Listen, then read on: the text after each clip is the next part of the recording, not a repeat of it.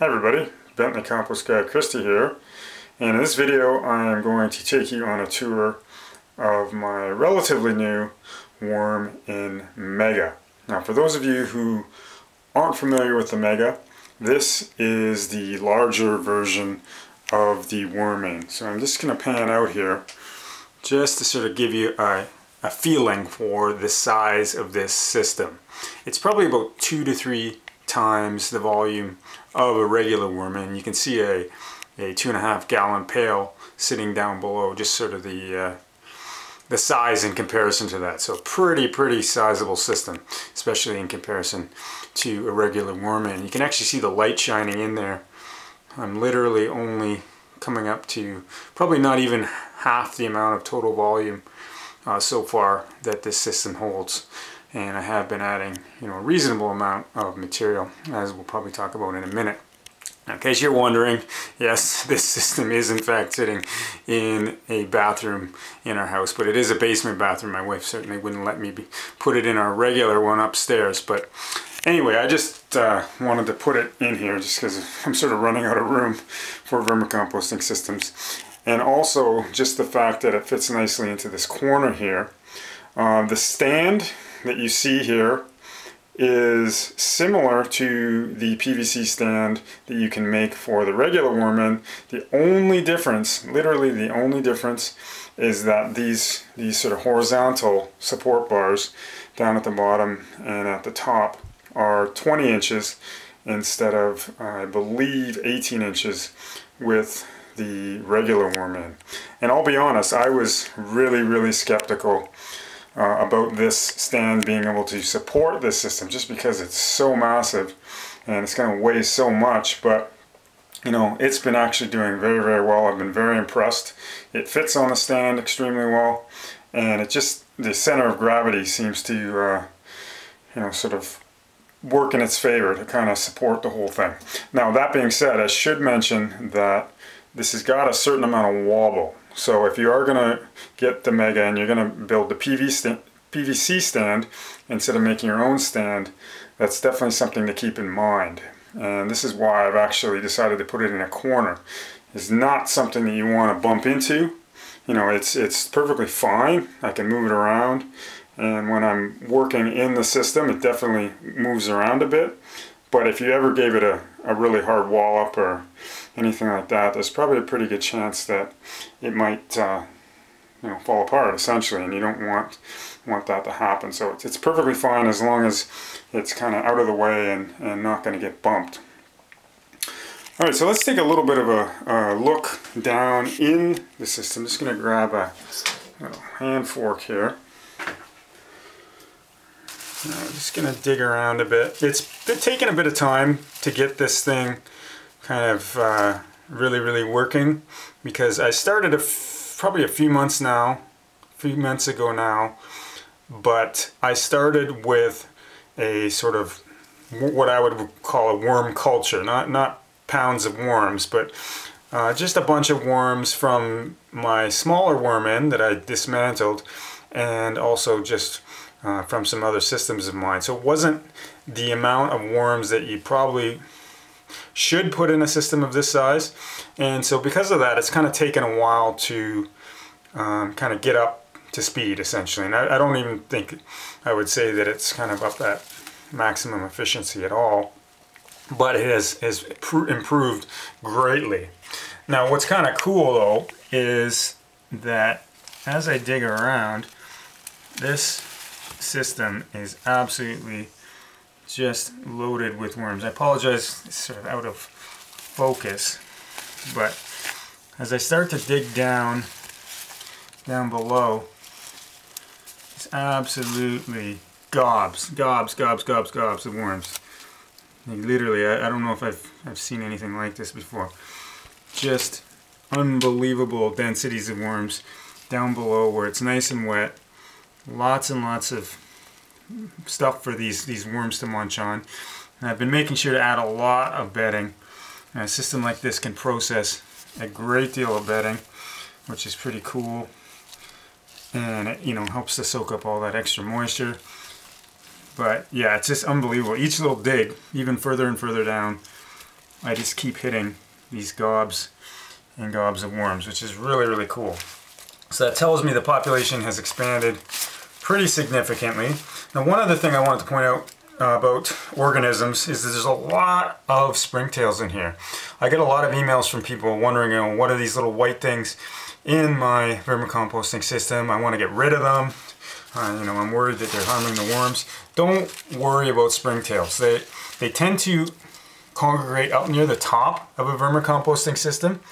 It's probably tough to see them in this video, but all those little white sprinkly looking things, they look like little insects. They're actually just a primitive form of insect, not technically insects anymore. And I have tons of them. In all my systems, I've had springtails for years, and they're definitely not something to worry about. Like I said, they tend to congregate up at the top, so it looks like you have more than you sort of really do, because most of them do tend to be up near the surface. And they perform a similar function to the worms. They're not going to harm the worms. You know, maybe if you've got crowds and crowds and crowds of them just crawling all over the worms all the time, maybe that kind of bugs them. I don't know. It doesn't seem to bother these worms at all, because, you know, as I dig down, like I said, there's gobs of worms and there's also loads and loads of springtails, so it doesn't seem to be bothering them one bit. But yeah, it performs a similar function, kind of helping with the breakdown process, and definitely nothing to be concerned about. Now, one of the things I love about the worm-ins in general is that the bugs, any of the critters, do tend to stay down in the vermicomposting zone, rather than, you know, with a plastic bin you'd probably see all kinds of mites and springtails and whatnot up around the sides of the bin, whereas this is sort of keeping them down where they're sort of meant to be. Alright, so today what I'm going to do is I'm going to actually add some food. It is definitely feeding time.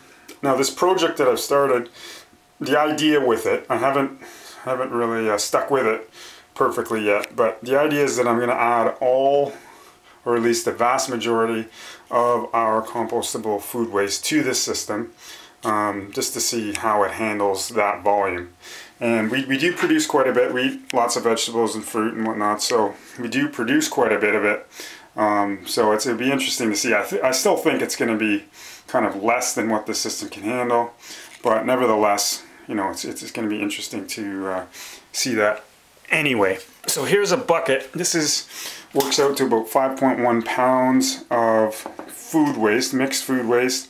I chopped it up really well. It's something I highly, highly recommend, regardless of what type of system you're using. So chopped it up, mixed it, and added what I refer to as living material. And living material is just any sort of compost-like material. It doesn't have to be a compost, but that's a prime example. In this case, it was some dried vermicompost from another system of mine. And it's loaded with microbes, beneficial decomposition microbes. So you're basically coating the surface area of these really well chopped up stuff with these beneficial microbes. It's going to accelerate the process of decomposition really, really nicely. It's going to help to you know, compensate for some of those odor molecules and whatnot being produced. And it's just a really, really highly recommended thing to do. Now, I've kind of gone, you know, above and beyond the Call of Duty here. I actually pulled out a separate amount of living material from my Vermbin 48 system, which, as some of you will know, is a big flow-through system that I also have in my basement. And this is really, really nice stuff. This actually has quite a few worms in it, believe it or not. I haven't done much with that Vermbin in a while, and the worms have just been processing everything really, really well in it. But I just wanted to kind of coat this food, mix it in, add a few of those extra worms, quite a few actually.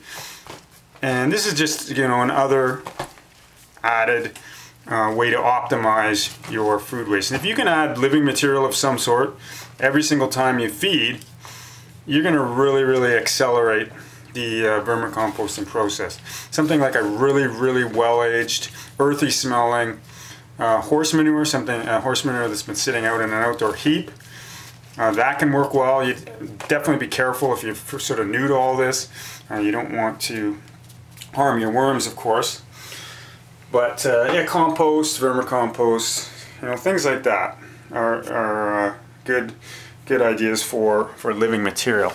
I also have, like I said, bedding is really important in this system as well. I have this huge thing of bedding that I'm just going to dump in here. It's kind of a mix of things.